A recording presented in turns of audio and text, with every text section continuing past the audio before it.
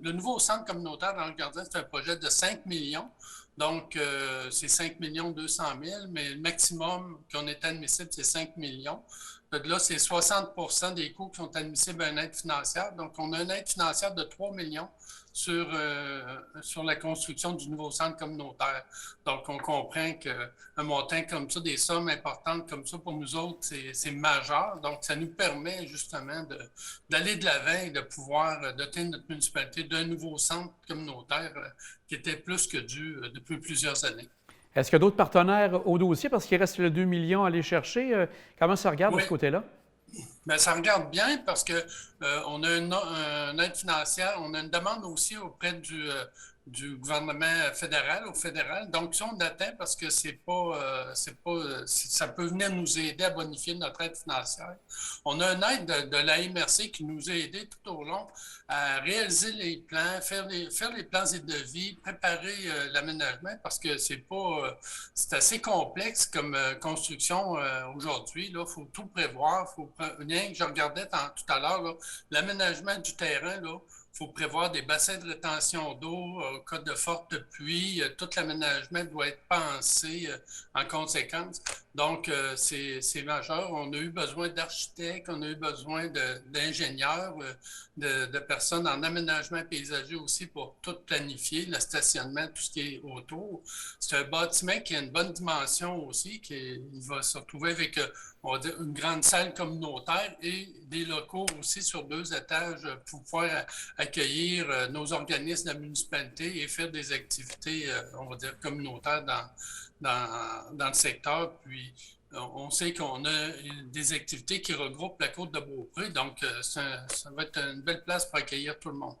Si vous nous permettez, est-ce que c'est possible de faire un petit tour du propriétaire de ce que vous savez? Vous avez déjà parlé un peu de salles, etc. Qu'est-ce qu'on va retrouver dans ce centre communautaire-là? On va retrouver un endroit pour la cuisine, tout ça, un bar, lorsque des soirées, on va dire des soirées dansante.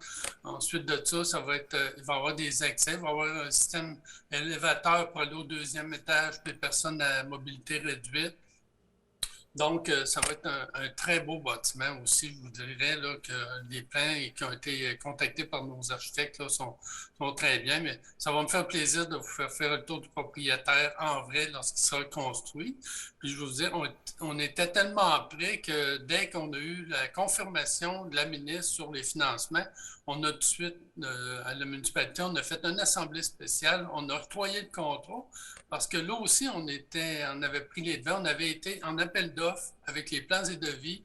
Donc, l'entrepreneur était déjà choisi, sauf que on avait tout le temps une marge de manœuvre. Si on n'avait pas le financement qui venait avec, ben, on ne pouvait pas réaliser le projet. Donc, aussitôt qu'on a eu la confirmation, on a fait une assemblée spéciale, on a donné le contrat et la construction va commencer tôt ce printemps, puis on espère une livraison pour 2022 ou début 2023, mais on est bien confiant là, que ça y aille assez rondement. Et qui va construire justement ce centre communautaire? Ben, c'est une compagnie qui s'appelle Côté et Fils, donc qui sont connus dans le domaine, donc qui font ce genre de bâtiments-là, de centres communautaires et des édifices assez majeurs. Là. Donc, nous, on est très contents. Puis, c'est une compagnie qui utilise aussi on va dire des sous-contractants là, pour chacune des phases. Donc, nous, on a eu une première réunion de chantier avec eux. Donc, ils nous ont donné toutes les informations, le plan de match, les échéanciers, le calendrier. Et la semaine prochaine, on a déjà une deuxième rencontre de chantier là, pour s'assurer là, que les travaux vont se dérouler rondement et vont commencer le plus rapidement possible.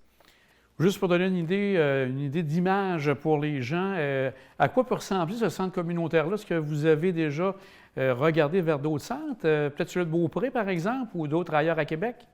Oui, je veux dire, ça va être.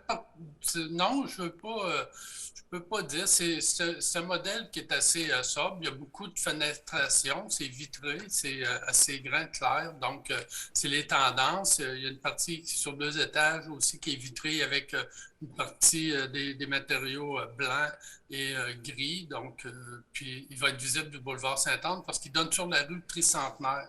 Dans le fond, son emplacement va être situé exactement à l'ancien terrain de soccer, où était situé l'ancien terrain de soccer. Donc, dans la réflexion complète là, de l'aire de terrain de jeu de la municipalité, là, ben, après le terrain de soccer synthétique, là, la deuxième phase, on va dire que c'est le bâtiment et une partie stationnement. La troisième phase, qu'on est déjà prêt, qui reste à finaliser avant d'aller en appel d'offres, c'est une nouvelle piscine le long du bâtiment, une nouvelle piscine, des aires de jeu pour les tout petits, les plus grands, deux parcs différents, la piscine, une nouvelle piscine aussi, qui va joindre à ça, le jeu d'eau. Puis notre skatepark qu'on avait, qu'on a investi beaucoup, donc on le réaménage pour le conserver, donc on va on va le mettre en valeur encore plus sur notre site. Bon, va venir à ça aussi une piscine, pas une piscine, une patinoire permanente, donc dans tout le réaménagement. Donc, on est chanceux parce que à l'Ange-Gardien, tout est concentré au même endroit, c'est accessible, c'est vraiment dans le cœur du village pour la municipalité. Puis tous nos équipements, on va dire sportifs, communautaires, sont dans le même secteur. Donc, on peut penser que les organismes communautaires iront se greffer, ceux de l'Ange-Gardien, peut-être d'autres organismes au nouveau centre. Oui, absolument, parce que c'est le but recherché, c'est de les regrouper, de donner des services aussi, c'est donner une qualité de vie. Hein.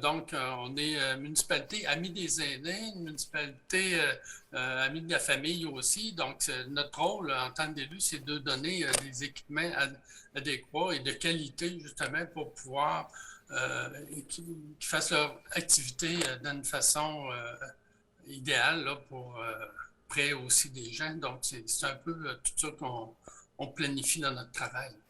Aussi, donc, ça amène possiblement la fin du centre Gérard Miotto dans les prochains mois. Est-ce que vous avez encore de bons souvenirs par rapport au centre Gérard Miotto, parce que vous êtes maire depuis longtemps à l'Ange-Gardien? Écoute, oui, oui.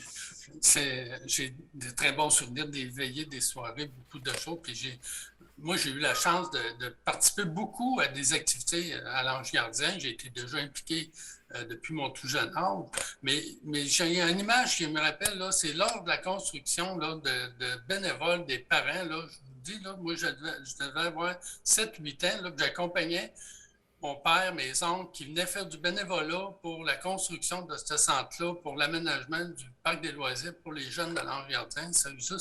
J'ai ces souvenirs-là en tête, là, puis c'est très clair là, que c'est comme si c'était hier pour moi.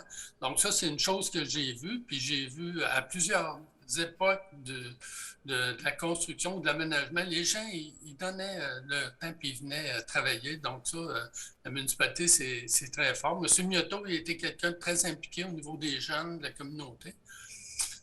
Donc, on va s'assurer que ça ne soit pas oublié quand même, mais par la suite, quand notre nouveau centre va être construit, notre nouveau centre communautaire et l'aménagement fait, c'est sûr que cette partie-là du centre va être démolie, va être débâtie. Donc, ça va venir en dernier, là, à la fin, quand toutes les autres installations vont être faites, oui. Donc, vous aurez connu le nouveau et le centre Gérard Miotto, donc c'est vraiment particulier d'avoir de bons souvenirs de ce côté-là.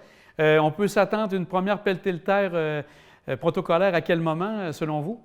Ben, dès que ça va être possible avec la fonte de la neige, là, donc on va tout de suite procéder avec ça. Là-dessus, on est à la merci de l'entrepreneur là, que lui, il est en train d'arrimer tous ses équipements, tout son monde pour commencer dès la fonte des neiges. Là, il y a la période du gel et du dégel, c'est tout de suite après ça là, qu'il s'attend de débuter les travaux. Excellent, M. Lefrançois. Bien hâte de faire le tour du propriétaire avec vous, possiblement en fin 2022-2020, début 2023.